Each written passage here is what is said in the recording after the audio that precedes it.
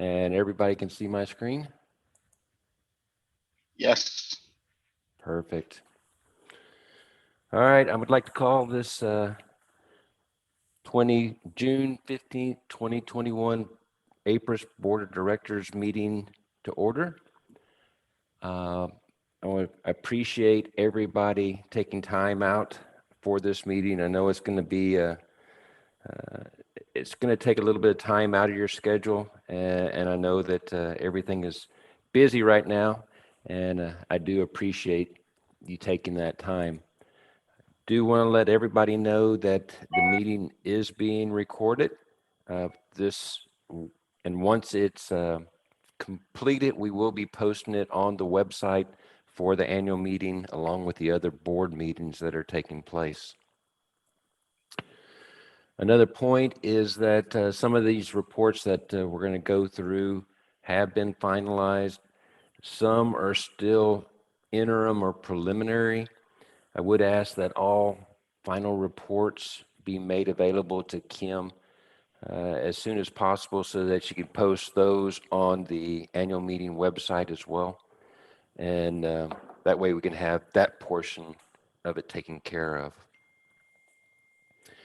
Prior to the meetings getting started, any questions, comments? I hope everybody received the packet of information that Kim sent out.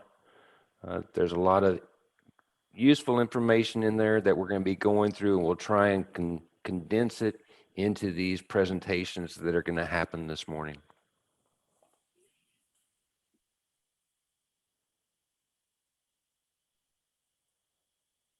So if no questions, we're going to go ahead and move to the reading of the minutes. Kim? I move we waive reading of the minutes and open the floor for any additions, corrections for the minutes. We'll start with last year's minutes of June 22nd, 2020. I second the motion.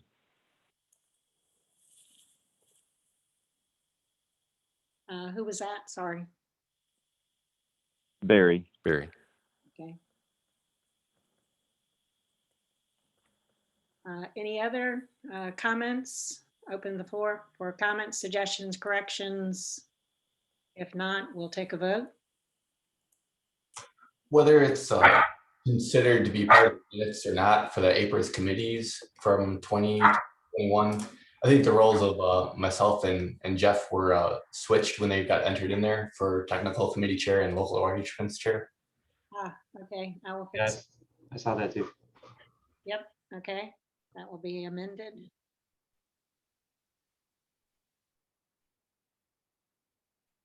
Any other corrections?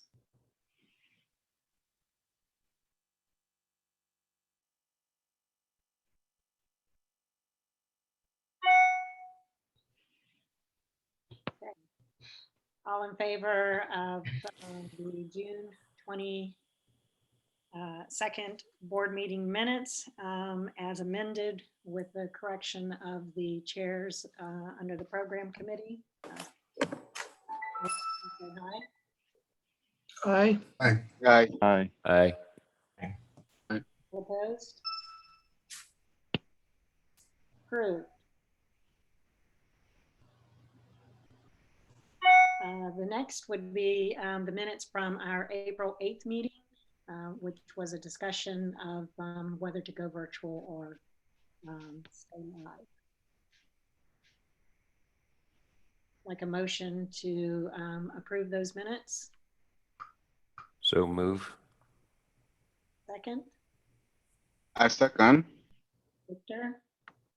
I will call for any corrections, additions, deletions.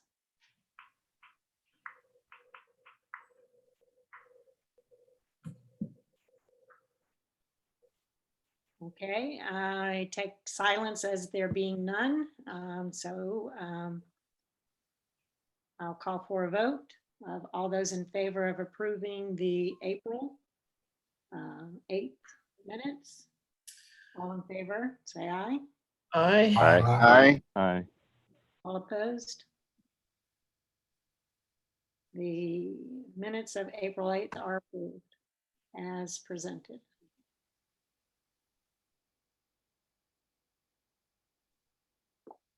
Thank you, Kim.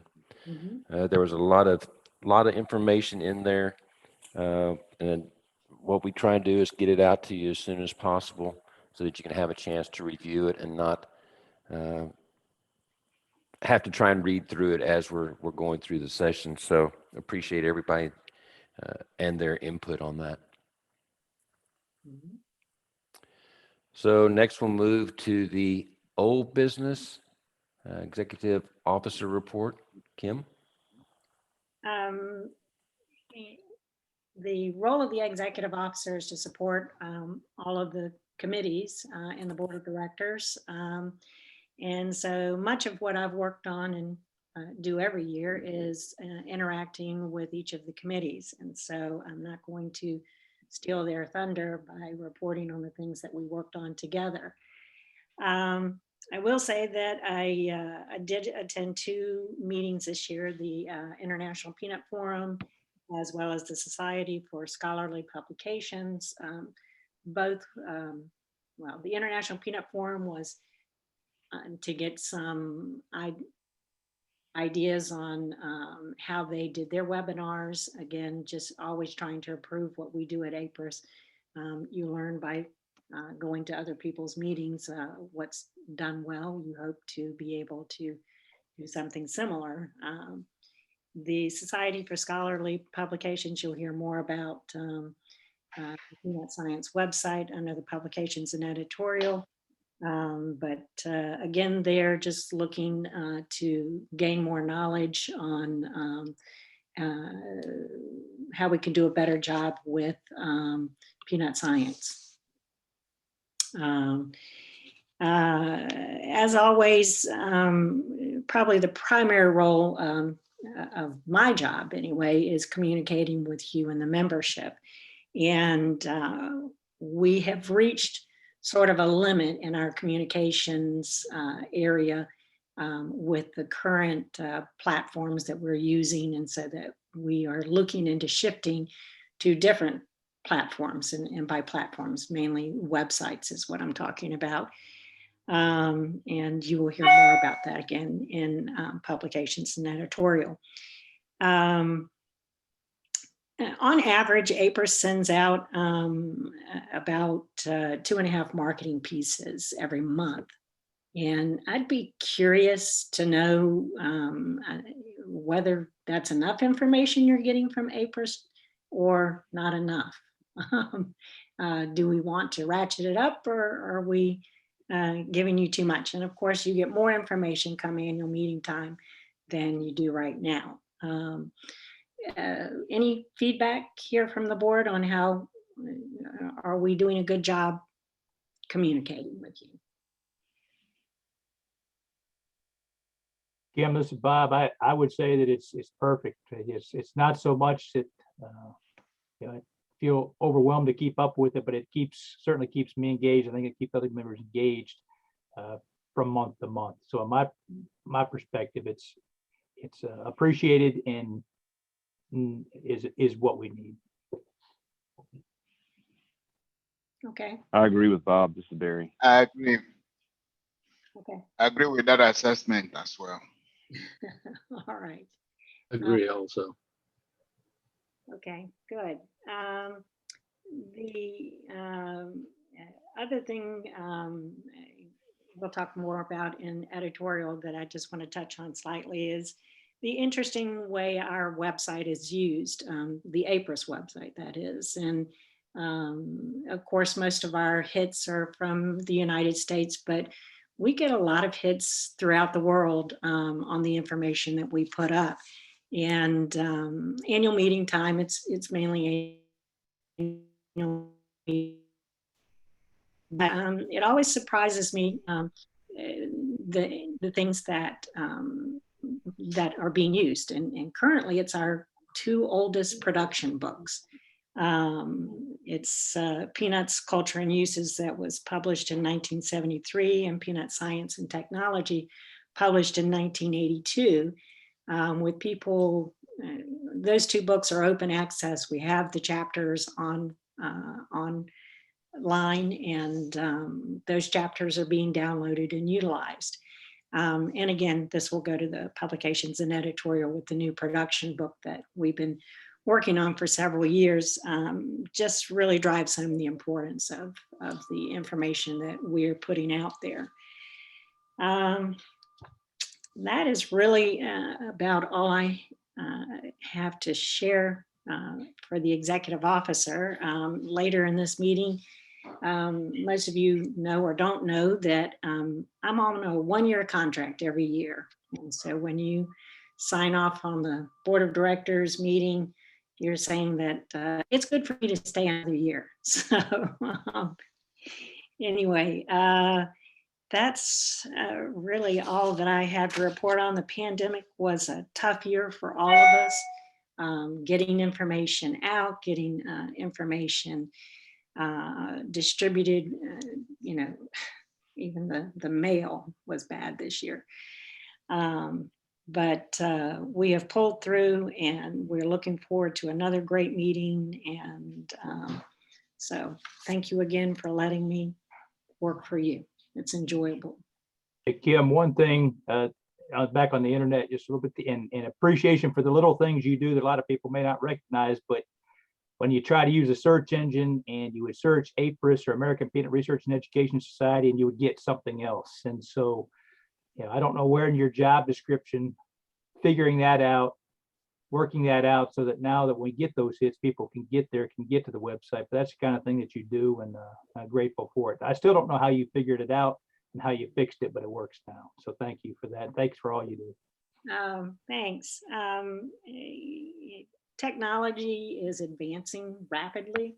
And one of the things that we need to do better is search engine optimization. And I did go in and do some tweaking on that. And thank you for bringing these things to my attention, because it doesn't always come to my attention. If you're having problems getting online or getting our information, I don't always know that. So please send me your emails. It really does, I'll get it fixed if I just know about it. But the APRES website, and again, we'll talk about this later, the theme that we are currently using, the platform we're currently using, needs to be upgraded to make it more mobile friendly. If you look at our history of how people use our site, going from computer to mobile is increasingly more mobile than it's been ever. And our site needs to be more mobile friendly. So we'll be working on trying to improve that in the future this year. Okay. Thank you, Kim. And I absolutely agree with everything everybody else is saying. I know that what is happening with, or what does happen with the website, all relates back to what you're doing. And we do appreciate that, because that exposure is exactly what this organization needs. And without that, we're just a spot. And you make sure that we get that exposure. So thank you.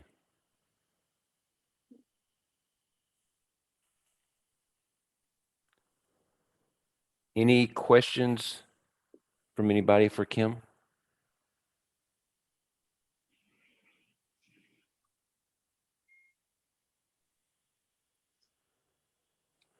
Hearing none, we'll move on. Thank you very much, Kim. All right, so we're going to move to the new business and the various reports that were submitted. One thing that we'll do is that unless an action is needed for a particular committee report, if there's an action, then we will act on that action by voting. With all the other committees, We'll have a motion to approve at the end of all the reports. So just know that as we go through these individual reports, we will advance those at the end of all the readings. So let's go ahead and get into the Finance Committee. Victor? All right, thanks. First, I have to say thank you to Kim. It's been a pleasure working with you. So I have enjoyed every help and every information you have provided to me. With that, I would like to start by saying that the APRES fiscal year 2021 is off to a healthy start, looking at the information. And Kim has sent all the financial information in the meeting attachment, so I believe you have gone through them. As you can see, total assets are about $285,157.12, all primarily in cash. And these assets, as you may see, also include prepaid expense of 31,200, which is to the Omni Las Colinas Resort for the meeting, which we did not have, and has been moved to 2022. All right. In addition, it also includes receivables from 2 late billings from Science. And that bill is reduced from what it used to be to $4,213, a reduction from $21,419. So in terms of liabilities, our current liabilities is $6,456.52. And you should note that the liabilities in this case is mainly from credit card payment and prepaid annual meeting dues. So most people who registered for the meeting last year, instead of getting a refund, they wanted that payment to go into their annual meeting this year. And also it includes some employment taxes in there. In terms of equity, we have an unrestricted balance of $250 and unrestricted balance of $269,922.83, with a net income of $8,527.77, bringing total equity to $278,760. Well, if you look at combined liability and equity, it totals to about $285,157.12. Now I'll go into the profit and loss statement. Our income as of May up to May 31st of this year is about $33,939. And this income actually includes a dividend of $160.24 and net income, as I mentioned previously, of $8,527.77. And the total figure in income, as I gave you, you should realize includes $10,000 from 2020 annual meeting income, which did not get deposited until this year, as well as some income from the peanut science. So that's what makes up the total income of $33,939. Our total liability, in this case, our total expense, is $25,571.47. All right. Expense, expenses through May 31st, right now, primarily comprised of the deposit for the Peanut Science website, which Kim had made a deposit of $9,626.76. So the others are primarily wages and Peanut Science page charges in this case.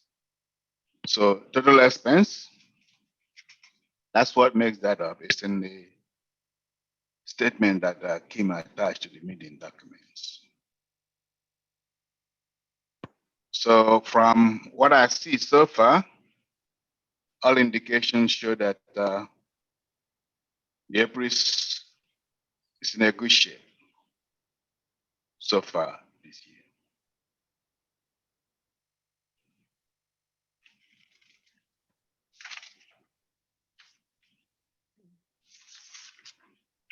If anybody has, that ends the statement. You have the whole document in the information that Kim sent. All the financial statements are there for everybody to take a look at. So at this point, I'll ask if anybody has any question on the statement. Gary, would you like to scroll to the next page, to the balance sheet page and on to the profit loss?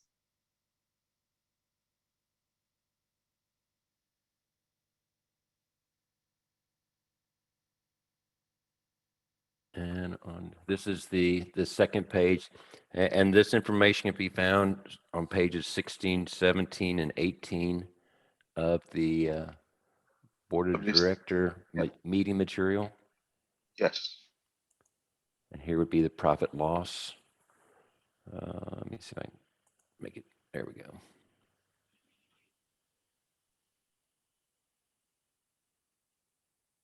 It should be noted that the majority of APRES's income, as well as their expenses, happens in the month of June and July.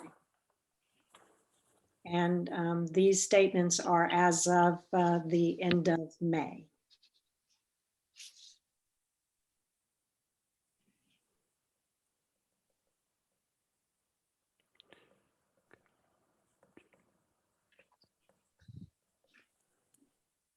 Any question?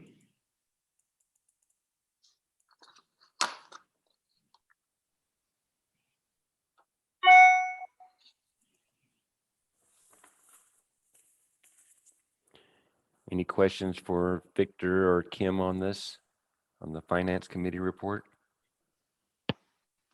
I have a question. It's just a curiosity. How did not having an in-person meeting affect the finances? Last year,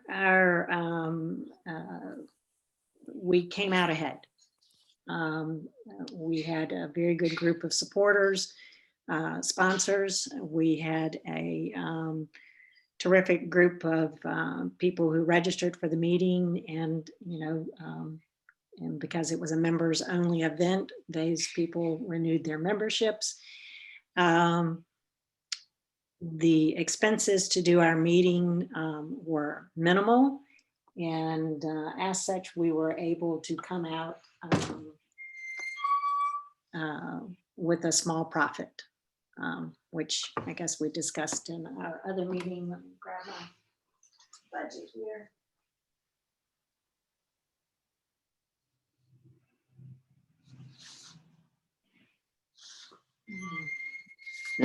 I think it was in the last meeting that we had was discussed. Yeah.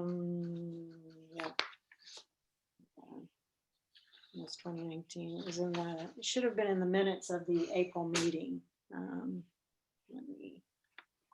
Yeah, that's fine. It's just curiosity. It's good that there wasn't any loss. So, virtual meeting, we came out ahead $13,000. We were projecting a possible $10,000 loss, and we actually came out ahead by 13,000. And to be quite honest, that was in great thanks to our sponsors, who many had already put in their budgets what they were going to give for the year, and just went ahead and gave it, even though we did a flat rate sponsorship fee last year.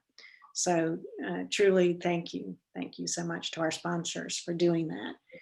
Our budget this year, as you can see, we're projecting a potential loss of $1,900, and that is primarily due to the Peanut Science website redo that we are currently in the process of doing. I'm always hopeful we'll come in. I always have a very conservative budget. So we'll keep our fingers crossed that we will come out ahead again this year. Thank you. And I think that's, Kim, like you said, it's very, when you look at your budgeting, you know, there's a lot of parts where you go into it with the least amount, and we have such great sponsorship and great members that we will actually bring dollars in higher than this. And I think that because of the way the meeting was held last year and the success that we had, we'll certainly see that type of response the same year. I will say that the hotel in Dallas was very generous and did not penalize us for moving the meeting to this year. And they actually did not penalize us technically for moving it again this year. So, and the site selection committee will talk about that later. Excellent point. Any other questions on finances?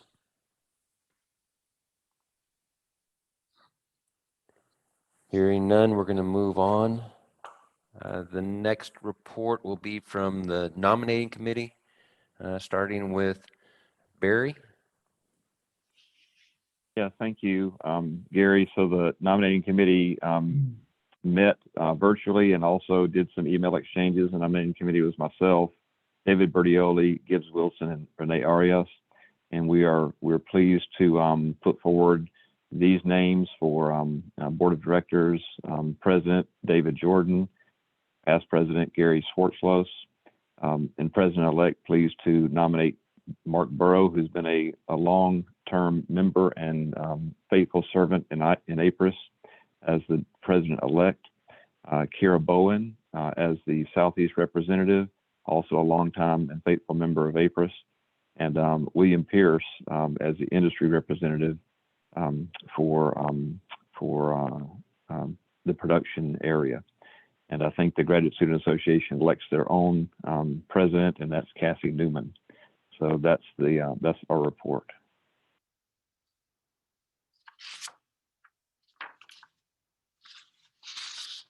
Questions for Barry and his team?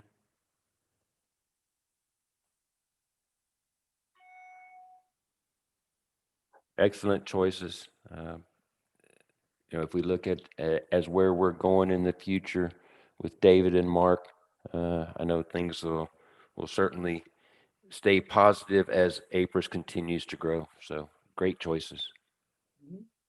Yeah, I agree. The process for nominations, if they're the board role, as Barry said, is to review to make sure that they are good candidates, meet all the qualifications. We will do what we did last year, which was send out a series of emails to ask for additional nominations from the membership.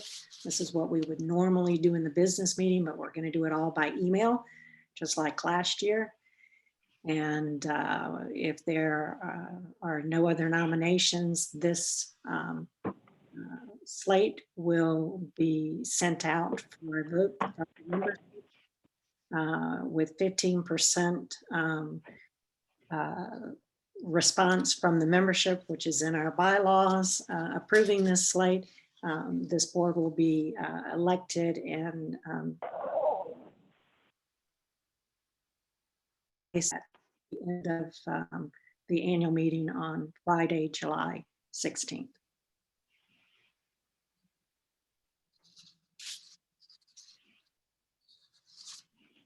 And we did, Gary, verify that all of them met the criteria for representation on the board of directors.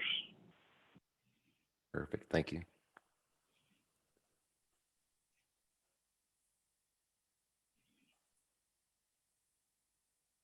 Other questions or comments? Very good. Thank you, Barry. David, your committee assignments? Sure, if you'll scroll down. So there's a lot of folks listed here. You can see those and you've probably looked at them in the packet.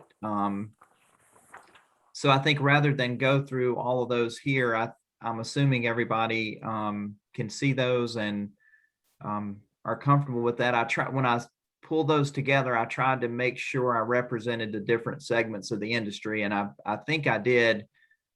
I'll be honest, I got a little bit confused because I was doing a lot of emailing and getting replies back. So I think everybody agreed to be in these roles, and I think we've got the balance we need on those. And I think it's a credit to the people that you have tapped, that many of them are here with a less than 24-hour notice to please join us today, the committee chairs. Yeah. Thank you.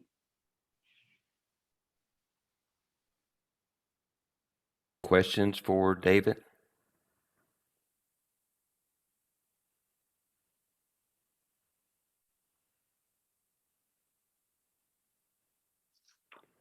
And so all of these have all been agreed to, and then the program committee, that would be for the next season, correct? Yes, that's my understanding. So yes, everybody has agreed to be in these roles. I mean, unless I just overlooked someone, but I'm sure they did. And this starts, for the next meeting cycle. So Kim, when do the new people start in their role? When does that? They start at the end of business on Friday, July 16th. Okay, that's essentially what I told everybody. Right. Yep. And the program committee is set by, is led by the new president-elect, and that person chooses their chairs of each of their committees. So that's why those are to be announced. Perfect. Thank you. Mark Barrow is elected as president-elect. Mark, it will be your job to find the chair, the technical committee chair, local arrangements, fund run, spouse program. Okay. Okay.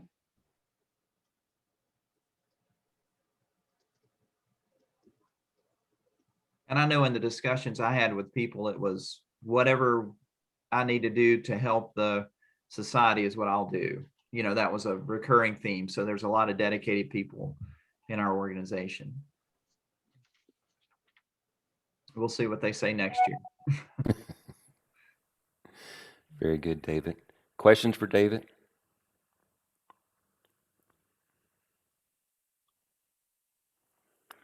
Hearing none, we'll move on. Great job. The next one, we'll move to Josh and the Publications and Editorial Committee. All right, I'm here. Thank you. Let's start off with my favorite topic, the production book. So we have some updates on that this year. The first one is the first chapter, historical developments chapter. We thought that Howard Valentine might be interested in doing a good job there, and he declined. He didn't want homework during his retirement, which I totally understand. So we actually don't have we don't have any ideas on that chapter. So open to ideas. Pretty much everyone who had been tapped or was going to write it has either has tapped out at this point. We are nearing completion on one of the last nutrition chapters, thanks to Nino. Nino has been pushing that in Georgia and helping with that one. And then the other chapters that are still not finished are still not finished. So we have some ideas on those, but we're still waiting. So that's that. Tim, do you want me to report on the Peanut Science Journal, or do you want to do that? I'll let you go ahead. Okay, thanks. All right. So first of all, if those of you are not aware, Kim has done some really incredible work and put in a lot of effort to fix sort of the Peanut Science online journal presence. The first thing I'll say is that the publication committee this year has had a lot of discussions about what things that APRES could do and what things that we could do to maybe help push towards indexing Peanut Science. And to do that, we need essentially, not self-citation, so citations from other journals. And so we put together some communications. Allison has been really good in helping that.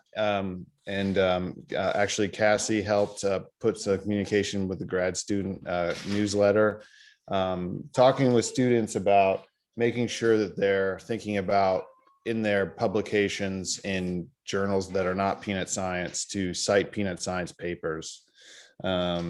Because there's, if you're writing about peanut in your introduction of any paper you write, there's going to be a good citation from Peanut Science in my view. So reminding people to keep that in mind, to try and help that process.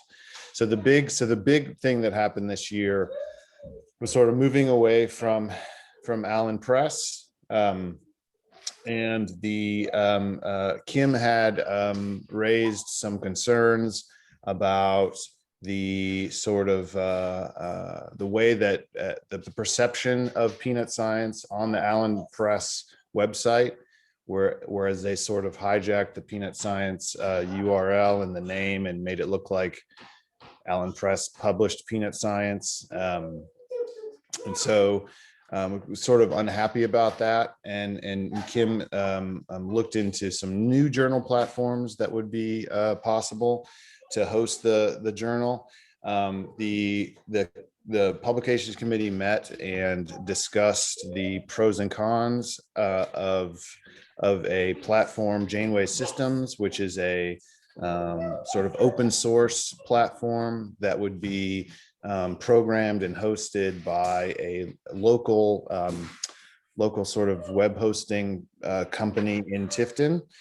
And it was our recommendation, the committee's recommendation, that they supported that on the grounds of Peanut Science sort of being in control of our own situation, and having that local person there with Kim to handle that and to make these things easier for her. So the board approved the Janeway, I guess liftover we might call that. There was a contract that was signed and sealed and delivered, and the is MIA Consulting is the name. They're in Tifton, with a estimated site completion of September of 2021. And then there actually is a immense amount of data entry. So all of the old Peanut Science records are in XML files and have to be entered manually. So there is a need for graduate student assistants to help with data entry. Probably not all of it, but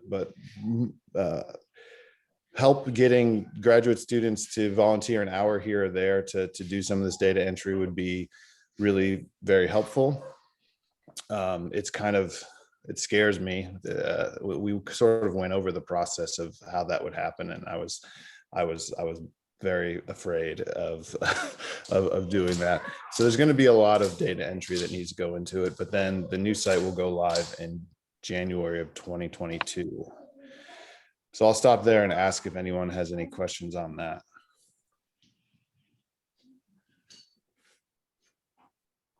Okay. So I, Go ahead. I did have one question, Josh, and this is to you and Kim. I know that we sent a message to APRES, seeing if there's a way for us to get better records so that we can make that transfer easier. Has there been any process on that or upgrades on that? Go ahead, Kim. You know, they provided us with all the data that Josh described in XML files. They claim that giving to us in a different format would be proprietary because that's their database. So we have everything we need to put website back together. We just don't have a way to do it yet. Great. There was some discussion at APRES that they might be able to do some of this in a MySQL. Anyway, I have not heard back from them. They, usually it's at least a month before I get any response back from anything I send them. So anyway. Josh, is there any way to check with all this data entry that errors aren't being introduced as the data is entered? Is there a way to check to confirm that everything's? Yeah, the only way to check that is to spot check it, I guess, and by hand, you know.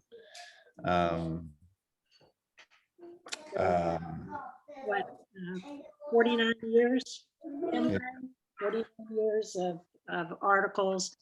The way they did provide us the data is issue by issue. So I think as far as entering the data, if a mistake is made, I think it will be caught within the issue.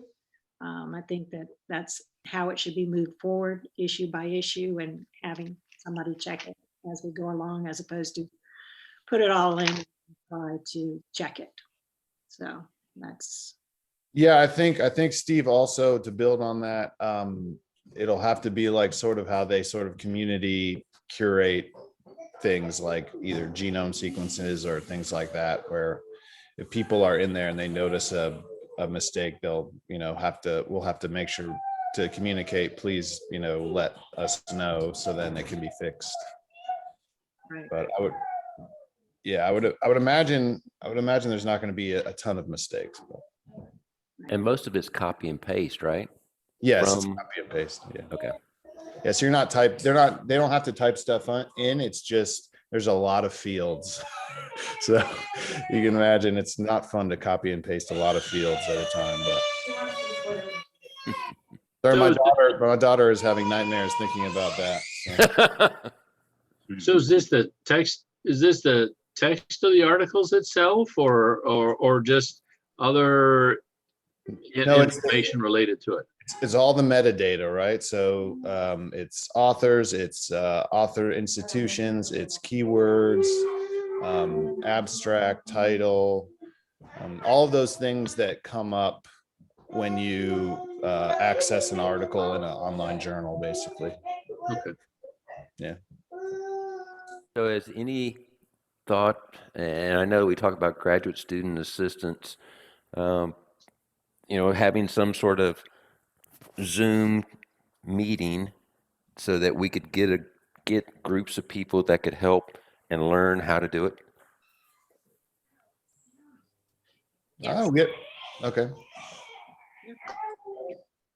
It's a good idea. I do see this also as an opportunity for improvement as well for the peanut science database. One of the shortfalls, to be quite honest, is actually keywords. While the author may select and put in the keywords, it isn't always in this day and age of Google search or whatever.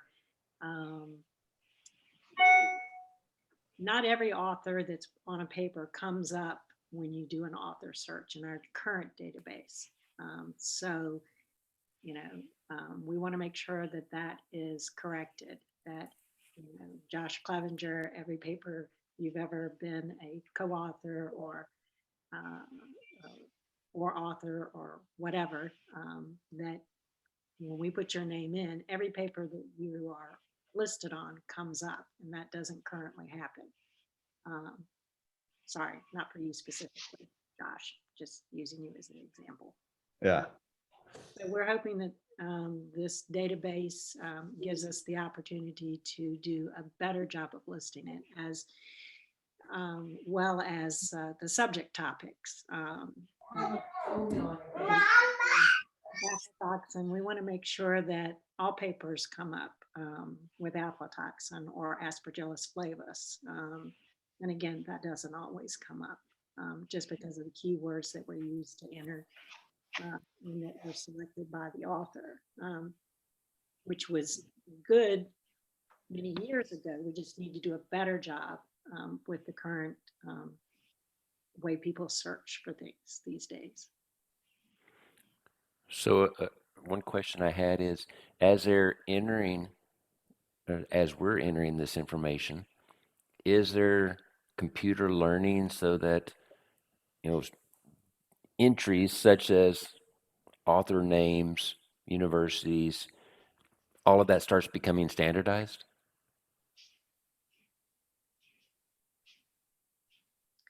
Can't answer that question right now. No, I don't, there's not a mechanism for that currently. Yeah, I think yeah. The new system, while we have seen how it operates, Iowa State University uses the Janeway system for their publications. And from everything that we have seen in using their products, we will have a great new website and database for peanut science.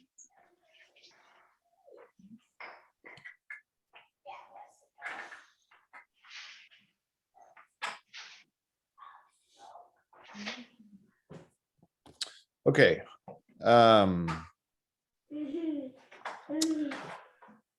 So the last thing is website update, which I haven't had a lot of discussion about, but it does need an update for mobile. It's not mobile friendly. So it looks like Kim is reviewing new potential hosts there. So more info on that to come this year.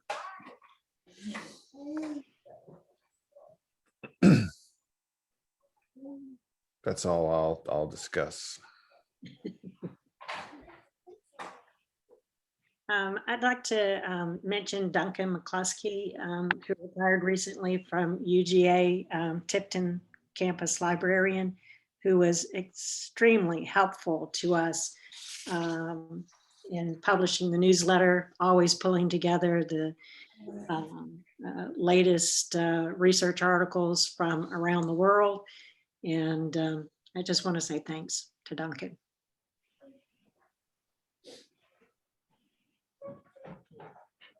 Kim, do we need somebody to fill that?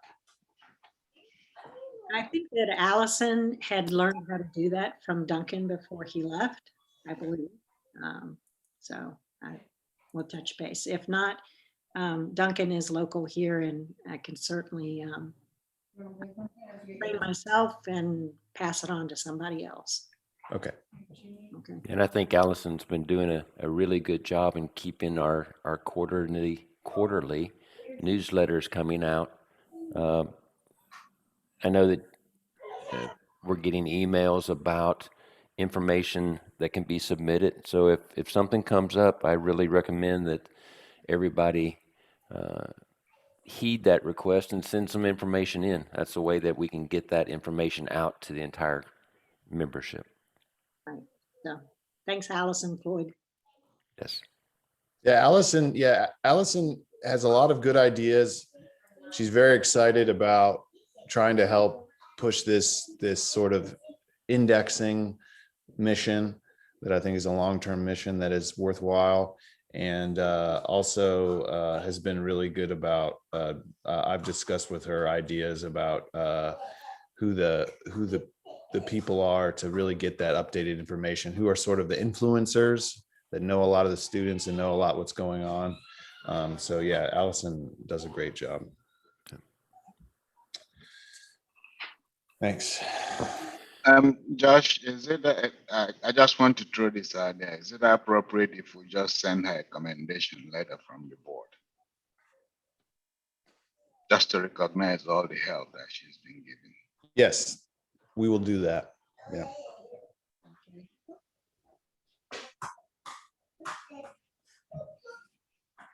Good point, Victor. Any other questions, comments for Josh? This is a huge undertaking, especially this peanut science and the recreation of something that APRES will actually be able to have that handhold on and be able to manage and be able to make sure that the right information is getting out and that the right searches. So kudos to Kim and putting this together, and I know that we all look forward to seeing it when the switch gets turned on January 1. Thanks to Josh and Tim Gray, our editor. Really, it's, I don't know, I know enough, but enough to get me in trouble. These guys keep me straight. So thanks, Josh and Tim. Yep. Very good. The next committee I see is a Peanut Quality Committee.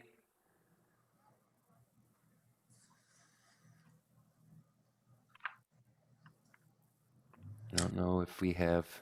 Is William here? William was here. Yes, Oh, there he is. Yeah. I'm on. I just unmuted. Y'all, good morning. I apologize for any background noise. My neighbor's having trees cut down in her yard, so they're running saws and got equipment back and forth. It's kind of noisy here. But anyway, we want to update you on our Peanut Quality Committee meeting, which was held last Wednesday, the 9th. You see the attendees there in the write-up. I'd like to thank Lisa Dean, who's on the call this morning. She helped me take notes and figured we would get together and compare those notes, and she basically wrote the report for me, so all the credit to her on this. Our first topic of discussion, I'll just go down through the list. Please stop me and ask a question if anybody has one. But I'm very happy to report aflatoxin contamination in the 2020 crop is much, much better than it was in the 19 crop. It's been a much better year for, frankly, producers, shellers, and manufacturers on that front compared to the tough challenges we had in 19. Just some stats for you. About 30% of all the lots shellers produced with the 19 crop failed the USDA testing for going in the edible trade at 15 ppb. Those numbers are about 5% this year. So, like I said, just a huge difference there. The second point of discussion we had was seed quality and planting of the 2021 crop. And I'm pleased to report good news there as well. This has probably been one of the best seed quality years we've ever had. 2012 and the subsequent 13 crop was referenced as another really good one. And really haven't had seed complaints, haven't had stand issues. Things have gone very smoothly. In the southeast and southwest, we've had your typical weather delays, either too wet or too dry, depending on where you are. But for the most part, this 21 crop is in the ground, planted, up and doing well. So that's good to report too. Planting acreage overall, we're probably going to be down a few percentage points, maybe 3 to 5% off of last year. Most of that will go to corn, maybe a little to cotton and soybeans, but going to be down on acres just a little bit from where we were last year. Okay, Gary, is that you that moving it down for me? Okay, whoever did a good job. Our demand and consumption was our third point of discussion. And I just asked the committee, mainly the manufacturers, is anything holding us back, holding back growth potential? And what I got in response to that was no, not really. We're doing extremely well. Peanut butters had record years, mainly attributable to the pandemic and people staying at home. But butter numbers are good. Snacks and confections are good as well. Those companies are doing good. Everybody was on the call, reported good information with what's going on, and we're happy to see that. That's wonderful. We hope it continues. Our topic we discussed was nutritional components. Chris Lebo with Smuckers brought up a topic about the correlation of fat and protein levels, and the higher your fat levels, the lower your protein. I think Dr. Julie Marshall has got a paper on that that's going to be part of the meeting. So I won't get into all those details, but that was one thing discussed. We also talked about nutritional facts and labeling, USDA labeling, and possibly a need to update some of that. So we're going to do it again later down the road and see what needs to be done there. Probably Dr. Dean will be leading that.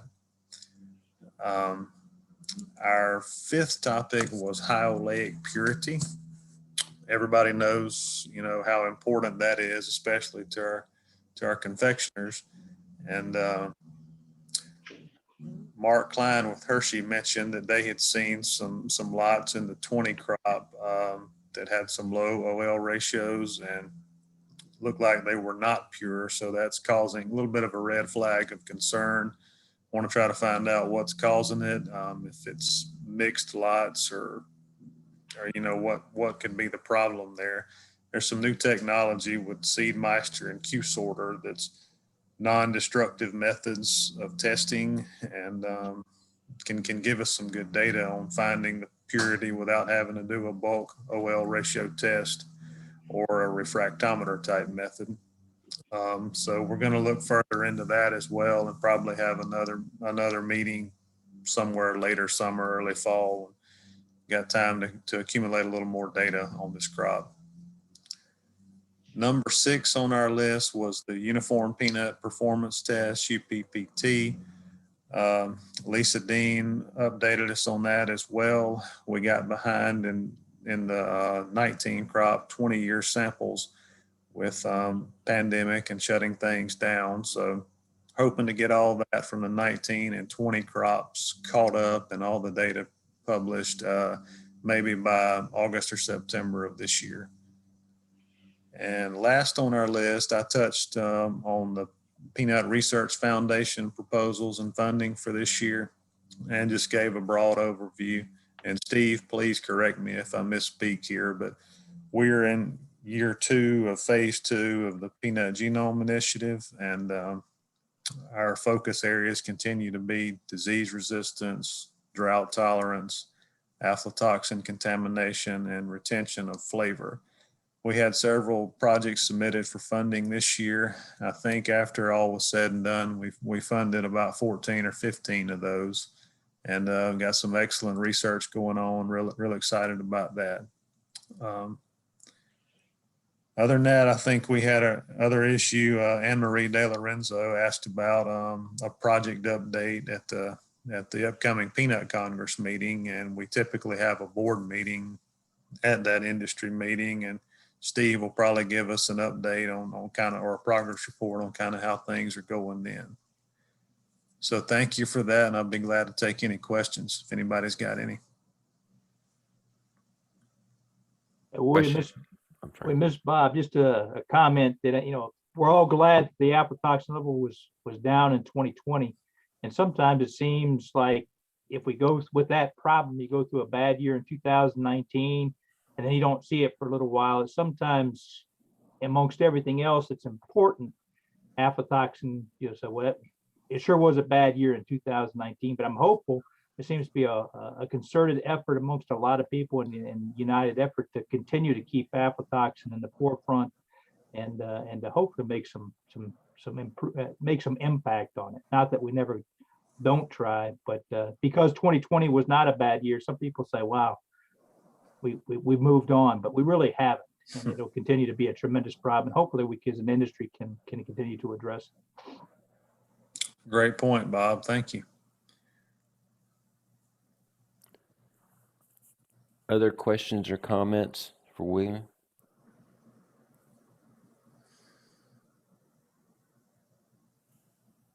Very good. Thank you.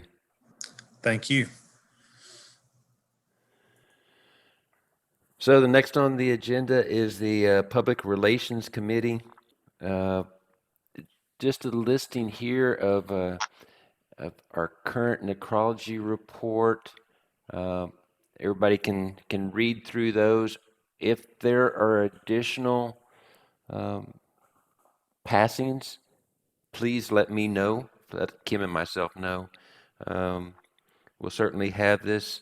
I'd like to have this as a part of the business meeting, so that these professionals are recognized by the entire membership.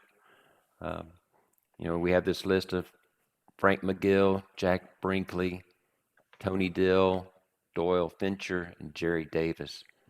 Again, if you know of others, please let us know so that we can add them to the list and make sure that they're recognized. In addition, we have some notable retirements in this past year. Patrick Archer from APC, Bob Sutter, upcoming retirement, and George Lovett, again, another upcoming retirement. If there are others that you know about or you hear, again, please let us know so that we can recognize these individuals. The next one is we're trying to get more and more exposure for APRES and the whole peanut industry. Part of that is this first section is the in 2021 at the Southern Peanut Growers Group meeting is to make sure that or is to request that our APRES presentations actually have a viewing room. Kim, can you give us maybe an update, a little bit more information on that? Well, I have not heard back from Don. I spoke to Don. Well, we brought up this idea about a month and a half ago with Don to see if he would, if it were possible for them to have a small meeting room at the Southern Grower Group meeting, which is actually going to be concurrent with ours this year, overlapping. And we've always wanted to do a joint meeting with the Southern Grower Group, but have never been able to do so. Mainly the budget for their meeting is much different than the budget for ours. So this year really provided an opportunity, since we are going to be virtual, they're going to be live. Made the request, Don sent it out, did not get any feedback when I checked in with him a couple of weeks ago, and I still have not heard back whether they would like us to do a viewing room, but essentially run the whole week. Anybody that wants to drop in and sit down and watch the live presentations can do so. We don't, of course, want it to interfere with their program, and would not run it then. But you know, this was just an idea of, again, trying to expand what you do to the industry as a whole. And hopefully that will happen. So sorry for the lengthy explanation for no, haven't heard from them yet. No worries. Gary, this is Victor. From the collaborative aspect of things, it looks to me that the Peanut Institute is missing in this whole forum, and I think there should be more collaboration between with them as plant protein becomes a key thing. So this goes hand in hand in this case. So I would like to see more of their involvement within APRES. Thank you, Victor. Excellent. I will add that.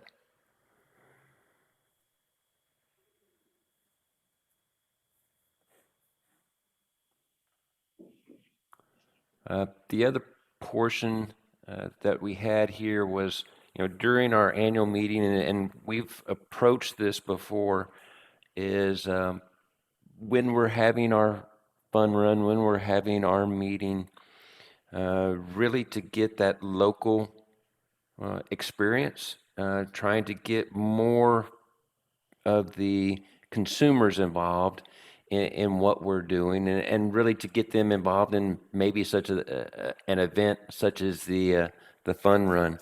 I think this is something that we can still keep on tap and ready, so that we do get that type of exposure, not only within our group, but within, you know, if we're in that Dallas-Fort Worth area, trying to bring more involvement there. So I think this is something that's been on plan for the past several times, and really like to see that as we start moving forward.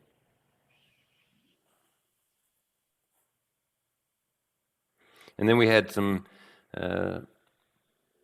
other partnerships and their events, forums, how we could possibly interact, you know, in the USA Peanut Congress, AAGB, and the International Peanut Forum.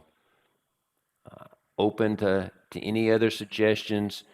Just again, trying to get more exposure within APRES, or from APRES to the consumer, to the locals, wherever we are in that area, and to really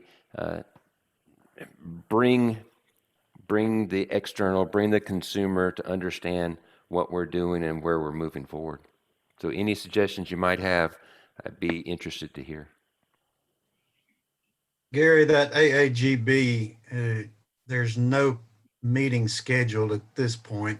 Hopefully we'll have one sometime in the future. The group voted to have it every other year, and it was scheduled to be in India, but given their COVID situation, I don't see that happening anytime soon. So AAGB is kind of off the map for right now. Hopefully it'll be back at some point. Very good. Thanks, Steve.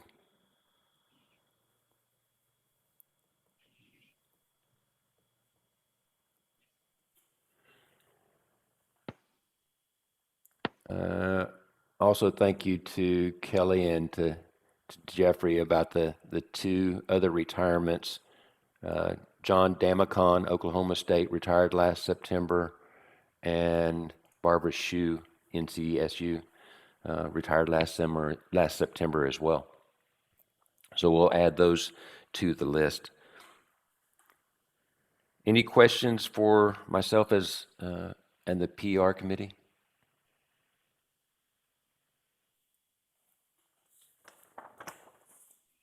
If not, we'll move on to the Bailey Award Committee. Scott? I don't see that Scott joined us. He was one of the committee members that hasn't. I will say that Scott has been in contact with his committee. He is in the process of finding judges for the Bailey Award that will happen this year. We did not have a Bailey Award last year since it was virtual and the presentations or breakout sessions was not going to be live. The committee felt that live presentations is sort of the process for every other winner, and we didn't want to divert from that. This year, we are having live presentations for everything except for posters and poster competition. And so the Bailey Award is back on. And as such, you are provided with a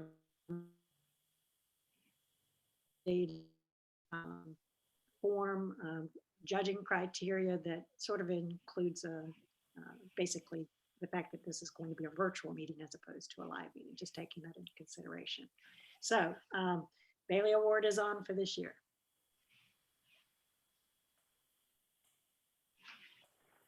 Very good.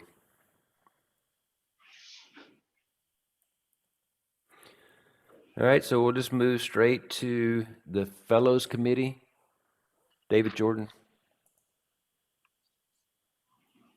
Yeah, again, we, the Fellows Committee, we conversed by email. We had one nomination for Bob Sutter for this award, and the committee's was unanimous in selecting Bob and sending that forward to the board of directors. So that's the report. Thank you, David. Kim, if I'm right on this, this is one that the nomination has to be voted on. Is that correct? Correct. Yes. Okay. Do we have to approve the committee report or just move straight to the vote on the nomination? Just the vote on the nomination. Okay. So this was to the board of directors. All those in favor of presenting Bob with the Fellow of the Society for APRES, reply with a yes, aye, a. We have to do this. Aye. Aye. Aye. Aye. Aye. Aye. All opposed? Hearing none, I hear that the motion to approve this nomination is unanimous.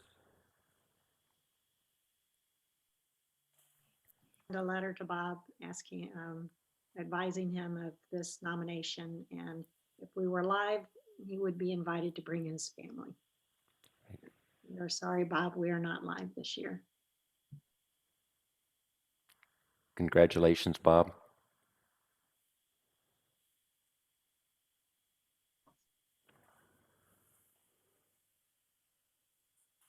Okay, we'll move to the Site Selection Committee. Jeffrey or Jeff? Yeah. Yeah, so as we talked a little bit earlier about everything going virtual and kind of the postponement down in Dallas at the Omni. So first off, a lot of credit goes to Kim for organizing all of this. She's been at the front lines dealing with how to work this out with the Omni. And so what she has come up with, or the plan, is to move to 2022 at the Omni and then also 2024. So that's part of the agreement that was put into place as a 2-year contract to avoid any kind of detrimental funding issues. That being said, the next year was supposed to be in North Carolina. But in order to kind of get back on track with the board representatives, It was decided that it was going to move to the Southeast region instead, so then skipping North Carolina. Again, thank you to Kim to help organize a survey. So a survey went out of potential locations, either in Georgia or Florida, since we had just had our previous meeting prior to all of the COVID mess ups in Alabama. So a vote went out to a number of the board members, and you can see the distribution of what sites were most popular. So Jekyll Island being 100% of the members that did respond, and then Savannah and so forth all the way down. So that being said, it looks like we have at least some locations going forward as to who we can approach for hotel arrangements, and I'll be working with the site selection committee plus obviously Kim in order to organize where our 2023 location is. So that's all I had. Questions or comments for Jeff or Kim on this? I will say that I think that it was that the Omni at first was a little bit difficult dealing with. As we went, it was probably more so last year, but they really have bent over backwards without, I mean, a normal hotel would have charged a large amount to maintain the contract or to get out of the contract. And with the ability to sign this 2-year contract, there was no additional fees that APRES had to bring forth. So I think that was a big positive for us.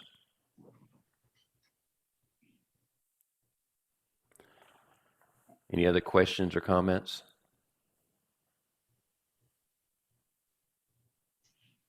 Thanks, Jeff. So we'll move to the Kuwait T. Wilson Distinguished Service Award Committee. Dan? Yeah, it was a very good year for the Kuwait T. Wilson Distinguished Service Award Committee. We had 2 exceptional candidates that had their nomination packages forwarded to the committee. All of our business was conducted through email. We had strong feedback from everybody. It was very good.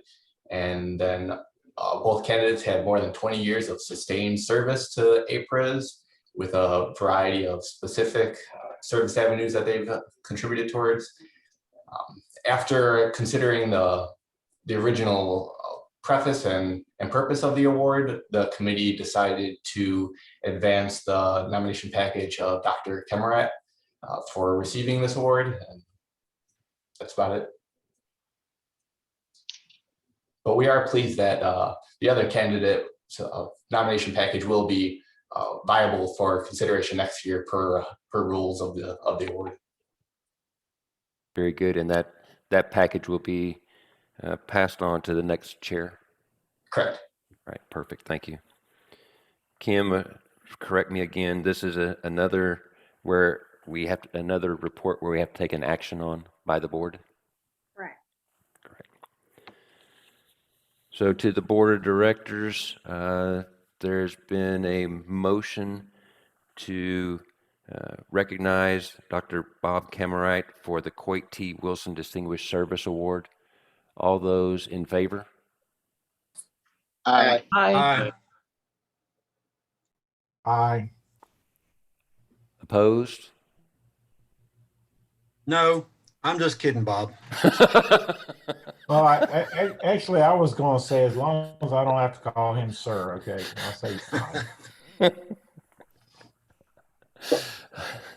So, motion passes. We will recognize Bob with this award at the business meeting. Bob, congratulations. Thank you. It's very humbling. So now we'll go to the We'll just keep with Bob right there and go straight to the Joe Sugg graduate student competition. Bob? Yes, it's been a quite an amazing transformation of the, or not transformation, but continuing evolution of this session, and the and in including the poster session. Just a few things to mention. Thanks to Kim for it. I tell you what true happiness is when you start to work on the report that you need to have ready real soon, and you go and find out that Kim has helped you put it together already. So Kim, I appreciate that. But a couple things to look at. Hadn't been too many years ago when we would have 9, 10, 8. We bounced around about that number of participants, and now we're up to the largest ever. We're up to 44. So it's really, I think, that a combination of this online format and just the increasing interest in participating has been phenomenal. One of the things that's happened now is also that for the 2021, remember we voted last time, we're breaking this into a PhD and a master's categories. It was done basically from students asking if it could be done, if they're recognizing that there's a difference in the two levels of preparation. I think in 2021, I think we'll all agree that it was very fortuitous we did it, not only for the development of the students and the participation of the students, but if we look at 44 different presentations, breaking it into approximately 20 and 20 is a much better way to do it. I've reached out to the judges on the committee. We are breaking up who wants to be on the PhD side, who wants to be on the master's side. We've also had some volunteers to be additional judges for that. And so I think it's going to be very interesting. I think the session will be, I think, Kim, it's on a Monday and a Wednesday. And so it'll be, we're looking for excellent participation in this as well. I've contacted the committee members. We're going to get together ahead of time. Also working with Kim to develop a practice sessions. It'll probably be on the 5th and 6th of July, as far as students can join us if they want to make sure that when they give their presentations, the focus is on their presentations and not worried about the mechanics of it as well. And then we have a record number of competitors in the poster session as well, 16 this year. So it's really exciting. I do want to recognize, continue to recognize the North Carolina Peanut Growers Association has, since the inception of the Joe Sugg paper session, has been a supporter financially of it. And now we have the National Peanut Board as we move from combined masters and PhD to now we have two separate competitions. The National Peanut Board has stepped up and said they'll match the prize money so that each student, first, second, third, for each category can be recognized. Last thing I want to mention is that, I don't know if it's because I'm getting older or I grew up in a different time or a different perspective, but there's more and more, and we had this with another organization I belong to. How do you say it? There's more hurt feelings now than there ever used to be, as far as not everybody's going to get a trophy. And we try to make any of these student paper competitions as fair and as positive as possible. The most important thing I try to work with the students on is, yes, it's a competition. It allows us to strive for excellence. It recognizes excellent papers, but it's participating, it's being a part of this event that really is most important. And another organization I'm involved with, it has gotten kind of unpleasant, and I'm hoping that we can, in APRES, we can continue with the students to show that we're listening to them, we're doing what we can. We want everybody to have a good experience. But when you have 44 students and 6 awards, there's a lot of people, most people are going to be like I was and not be in the top. So with that said, I'll welcome any comments on it. Grateful to the new sponsors, grateful to North Carolina Peanut Growers Association, and really, really proud of this this new tack we're taking, and also bringing the poster session in. That's my report. Questions or comments for Bob?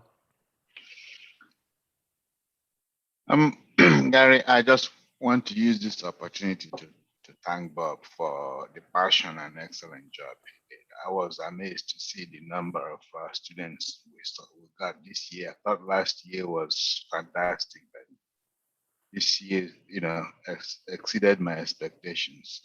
So, Bob, I just want to extend my gratitude to your effort on doing Well, this. I certainly appreciate that. And I want to give some recognition too to the students themselves. Last year, I would have had zero confidence in having a graduate student competition, a virtual. It was the students who stepped forward and said, we got this, we can do this. And between Kim and several others, including Perrine, it came off. So it's really, this is the students themselves saying, it's a value to us, and whether it's virtual or live, we want to continue. So thank you for those words. But I think it's a representation of just what this means to our society and the students supporting it as well. So thank you. So Bob, I think you and I both are part of that other group that you're discussing. I just wonder, and it's been a while since I looked at the judging form and whatnot, but maybe a little bit of effort needs to go forward into framing the fact that the real value is getting that judge's score sheet back with the suggestions for improvement, somehow to frame that as a gift rather than just losing the competition.